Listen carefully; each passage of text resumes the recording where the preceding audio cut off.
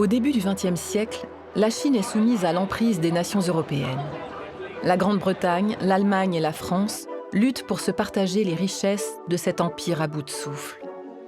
La Russie et le Japon ne sont pas en reste. Déjà présente en Indochine, la France tente d'agrandir sa zone d'influence. Le contrôle du plus grand fleuve d'Asie, le Yangtze-Kiang, est un objectif stratégique. En 1905, l'officier de marine Victor Bermond est envoyé en mission pour assurer la présence française sur le fleuve. En partant de ces photos, nous allons raconter son voyage et restituer ses premières impressions sur la Chine. Accoudé au bastingage du croiseur Liberté, je contemple la baie de Shanghai. À travers mon objectif, je fixe mes premières visions de la Chine. Il y a 4 semaines, sans mouchoir blanc ni adieu, j'ai quitté Toulon.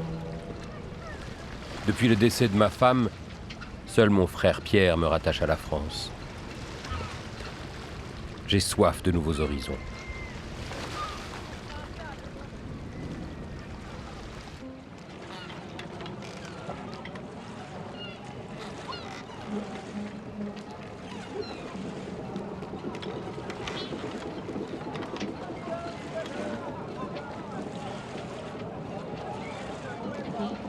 Il fait à Shanghai une chaleur suffocante. Cela n'empêche pas les pousse-pousse de courir. J'en arrête un et je quitte la concession française sur 2 roues. Me voilà en zone internationale, sur le Bund. Ce long boulevard me rappelle Marseille, Anvers ou Gênes. Seuls les cris des marchands ambulants et les parfums de fruits mûrs me paraissent exotiques. J'ai connu Madagascar et ses indigènes indolents. À Shanghai, l'agitation, la foule et l'argent qui coule à flot me donnent le vertige. Depuis les guerres de l'opium du milieu du XIXe siècle, la Chine, vaincue par les Anglais et leurs alliés occidentaux, a été contrainte d'ouvrir ses ports. Shanghai, avec ses concessions étrangères, est le symbole de la décadence de l'Empire chinois et de la guerre commerciale que se livrent les Européens.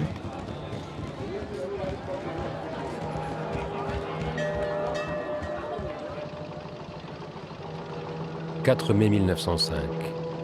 Cher Pierre, me voilà sur le navire qui doit me mener à Chongqing, siège du poste français de la région du Sichuan, ma destination finale. Tu sais que j'ai parcouru toutes les mers du monde, mais ce fleuve gigantesque me coupe le souffle. J'ai compris en voyant les couleurs de l'aube son surnom de fleuve bleu. De Shanghai à Hankéou, c'est un véritable embouteillage de jonques de toute taille. Plus haut, d'énormes trains de bois bordent les rives. L'activité est permanente. Le fleuve est comme une artère où la vie palpite.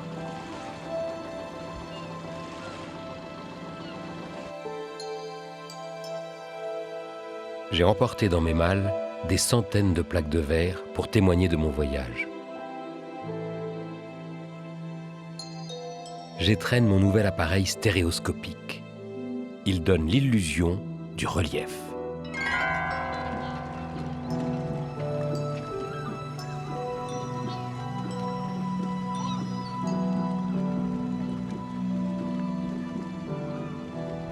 Ma mémoire est à vif. Il y a bientôt 2 ans, Marie-Louise, ma femme bien-aimée, est morte en couche. Depuis, son souvenir me hante.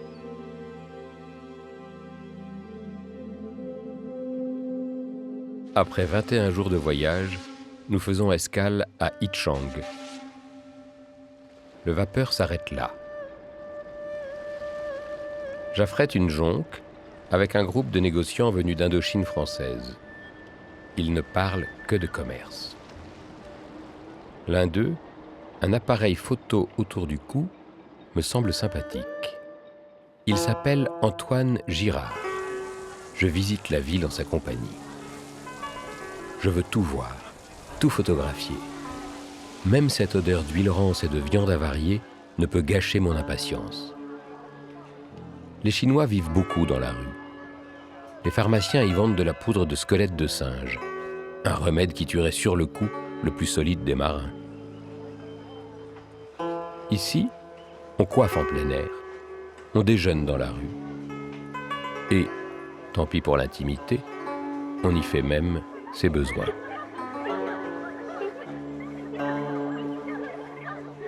Les Chinois ne tiennent pas compte de ma présence. Caché derrière mon appareil, j'ai le sentiment d'être invisible.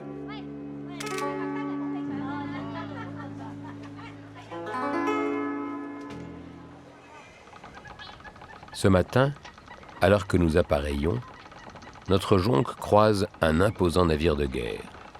C'est le Vaterland, la canonnière allemande. Monsieur Girard vitupère contre les Prussiens arrogants et les Anglais dominateurs. « Mais que fait la France ?» me dit-il. « Vivement que notre drapeau flotte ici comme en Indochine. »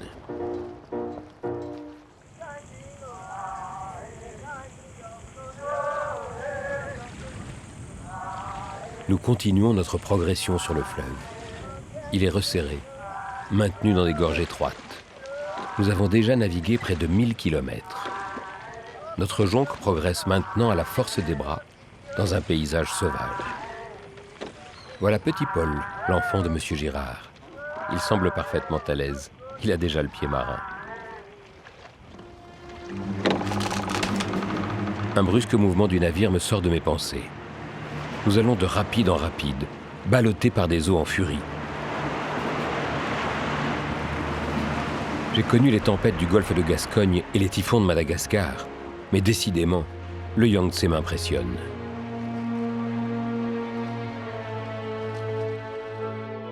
L'Occident sait depuis Marco Polo que le Yangtze est un axe commercial et stratégique. Sur 5000 km, le plus long fleuve d'Asie fait communiquer entre elles les riches provinces de la Chine centrale. Il est navigable de la mer de Chine jusqu'aux confins du Yunnan.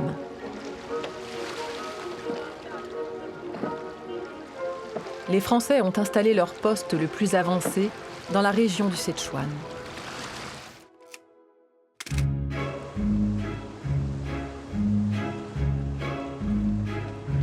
Après 28 jours de voyage, j'arrive enfin à Chongqing.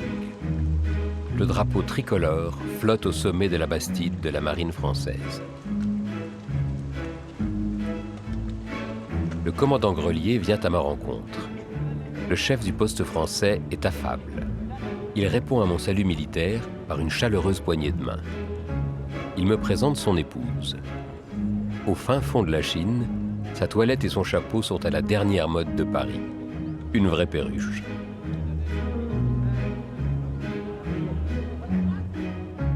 Dans la cour de la Bastide, la petite communauté française de Chongqing est réunie pour m'accueillir. À gauche, vêtu à la chinoise, c'est le père qui dirige la mission catholique. À ses côtés, jouant avec le chien, l'aspirant Luciani. Il vient de Nice, comme moi.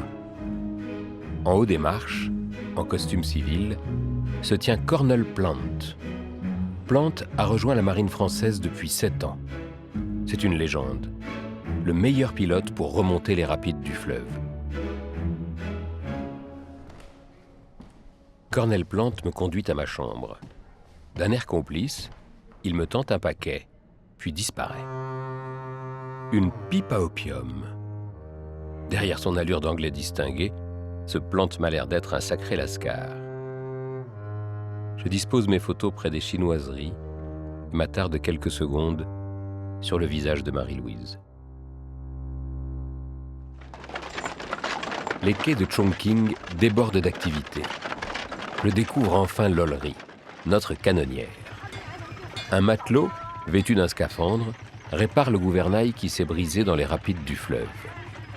Plant supervise les travaux. Il explique aux Chinois la marche à suivre. Il semble mécontent que je lui tire le portrait. Sans doute a-t-il honte de ce bateau. C'est vrai que Lollery est indigne de la France. Comment assurer notre suprématie sur le Yangtze avec un pareil rafio ?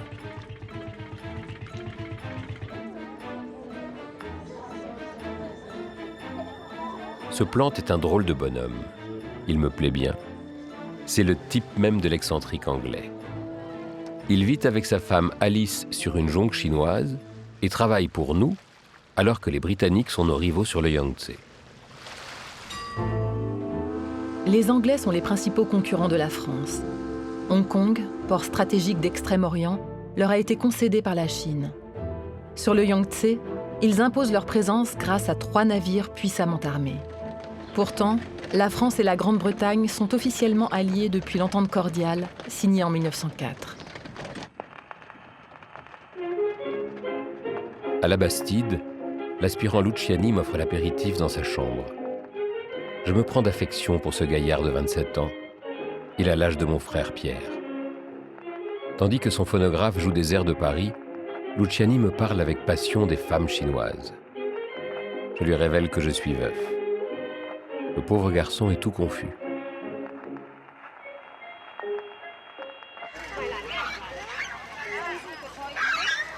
L'après-midi, je découvre la ville chinoise. Elle est construite en escalier sur des coteaux escarpés, au-dessus du fleuve.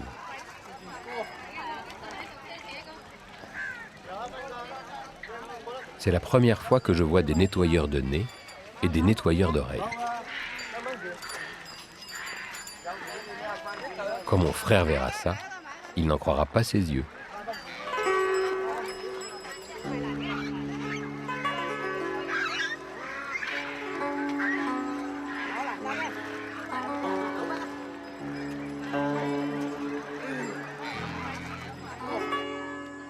Je retrouve M. Girard et Petit Paul pour aller visiter la mission catholique.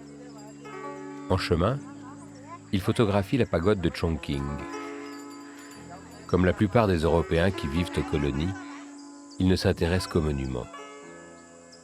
Moi, je préfère les hommes.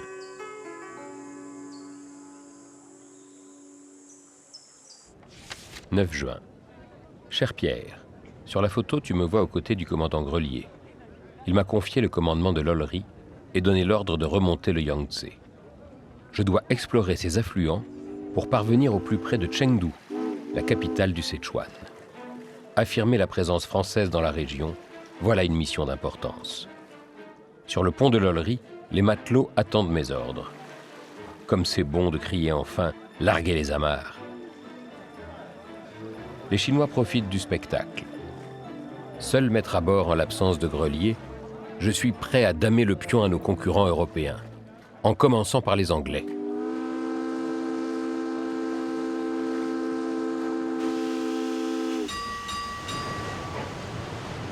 Ça va secouer un peu, me lance Cornel Plant.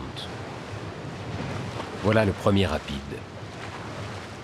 Sur l'autre rive, les officiers britanniques braquent leurs appareils photo sur nous, prêts à immortaliser le mauvais coup de barre qui fera chavirer l'Ollery. Perfide Albion.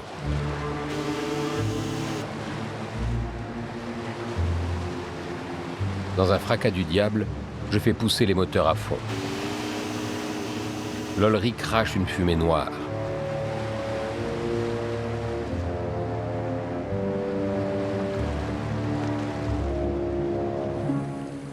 Luciani me révèle que l'année passée, la chaudière a explosé, tuant 3 matelots.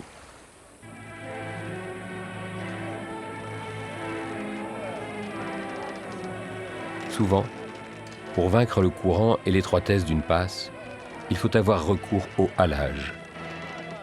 Des dizaines de coulis font progresser l'embarcation, mètre par mètre. Plante me dit qu'il n'est pas rare que l'un d'eux périsse dans les eaux du Yangtze, sans provoquer la moindre émotion.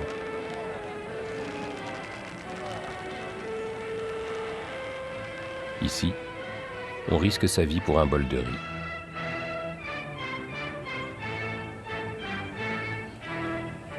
Nous faisons escale à Hokiang. Au crépuscule, direction le Dragon Rouge.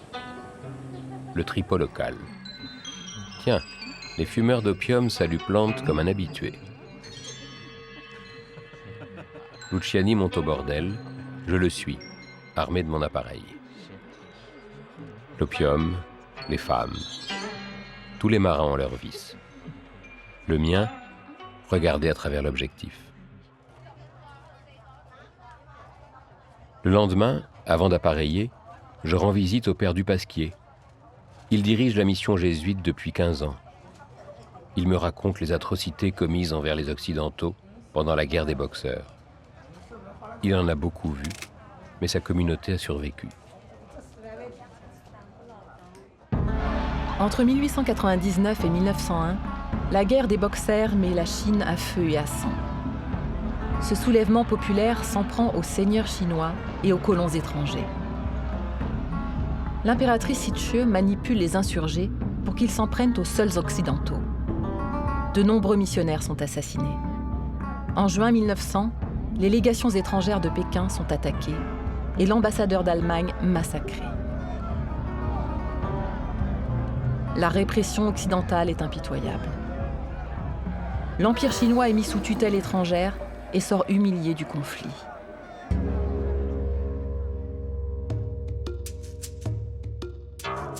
Après 7 jours de navigation, nous arrivons à Lucheu, le grenier à tabac et à sel du Sichuan. Sitôt à quai, l'aspirant Luciani pose son phonographe sur le pont.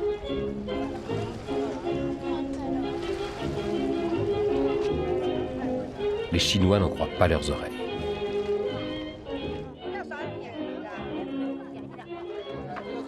En ville, l'équipage de l'Ollery s'installe dans le seul établissement qui sert de l'alcool. À coup sûr, la solde du mois sera dépensée avant le lever du soleil.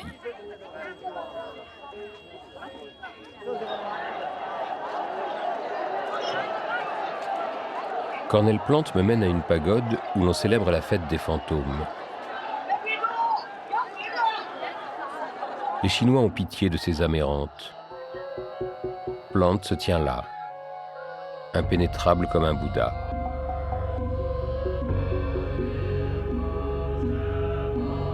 Cet homme est une énigme.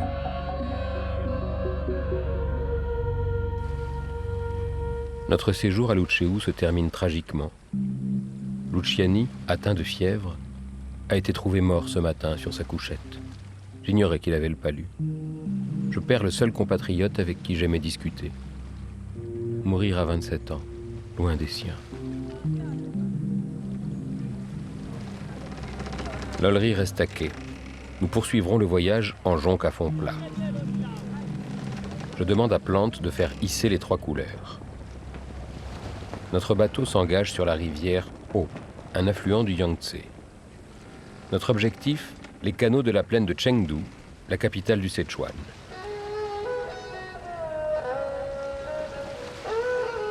Plante interroge régulièrement des villageois pour trouver des affluents navigables. Il nous faut souvent faire machine arrière. Nous progressons vers l'amont de la rivière.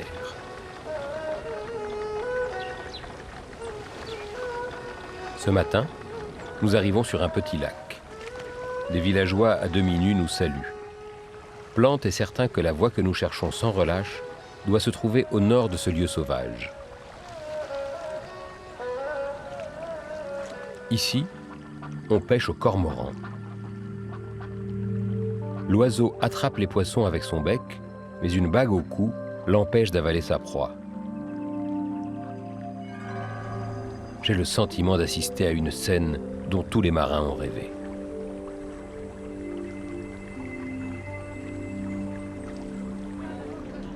« 14 juillet 1905. Mission accomplie. Plante me photographie au milieu des villageois de Tsetcheu. Aucun bateau européen avant nous n'avait atteint cette région. »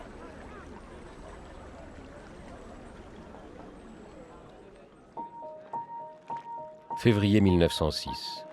Me voilà de retour à Shanghai, cette ville agitée qui m'étouffe. Pendant que l'on répare la chaudière de l'Ollery, nous partons fêter le succès de notre expédition. Pour célébrer la France conquérante, nous voilà dans un lupanar. Nous sommes tous passablement ivres. J'immortalise les exploits de Grelier et de son ami. La France conquérante a bon dos.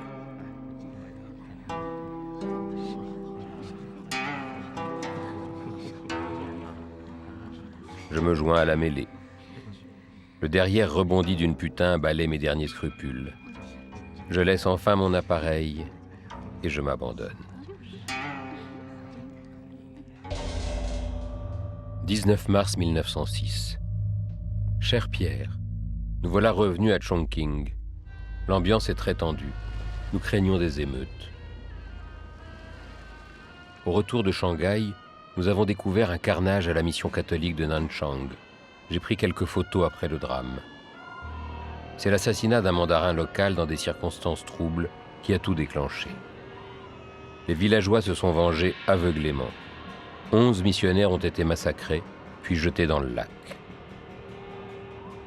Le consul de France a demandé des comptes à Pékin. Le gouvernement prétend garantir la sécurité des Européens, mais joue un double jeu. Ici, chaque Chinois est vu dorénavant comme une menace.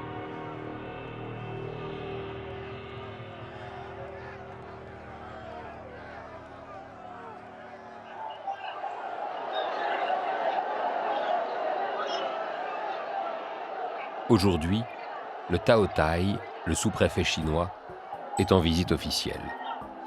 Il doit parler avec le commandant Grelier du massacre des missionnaires chrétiens.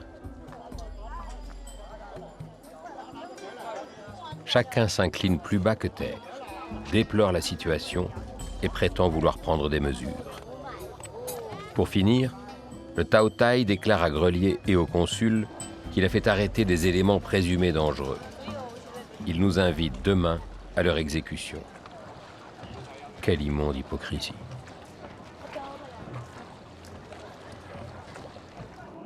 Ce matin, je traîne en attendant l'heure de l'exécution. Tout le monde sait qu'on va punir des innocents juste pour donner des gages aux Européens. Voilà pourquoi je déteste la politique. Les suppliciés arrivent, résignés à l'injustice.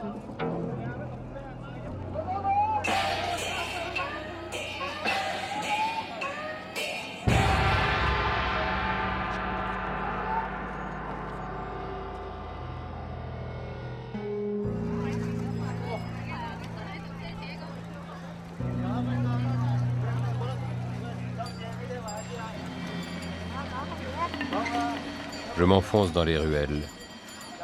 Je tombe sur Plante qui m'entraîne dans un bâtiment très sombre. Une natte m'attend.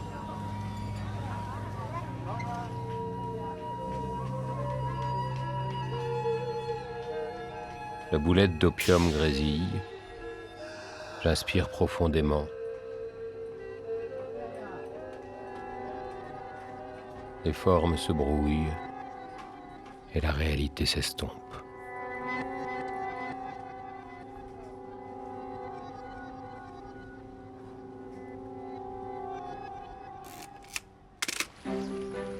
« 7 mai 1906. Cher Pierre, je t'écris de ma cabine de l'Ollerie. Le Yangtze est toujours un émerveillement, mais après 1 an en Chine, je n'ai pas réussi à vaincre ma solitude. Quant au pays, j'ai compris qu'il était à bout de souffle, et nous, occidentaux, ne faisons qu'aggraver la situation. Je suis devenu marin pour combattre et agir, non pour servir je ne sais quels intérêts commerciaux. En conséquence, j'ai décidé de demander une affectation en France. D'ici là, je compte bien me consacrer davantage encore à ma passion, la photographie.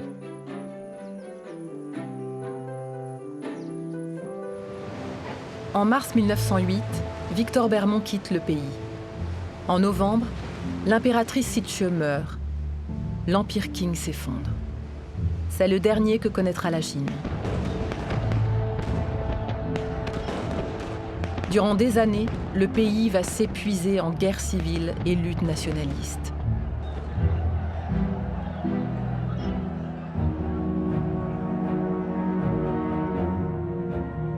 Victor Bermond, à son retour en France, trouve un éditeur.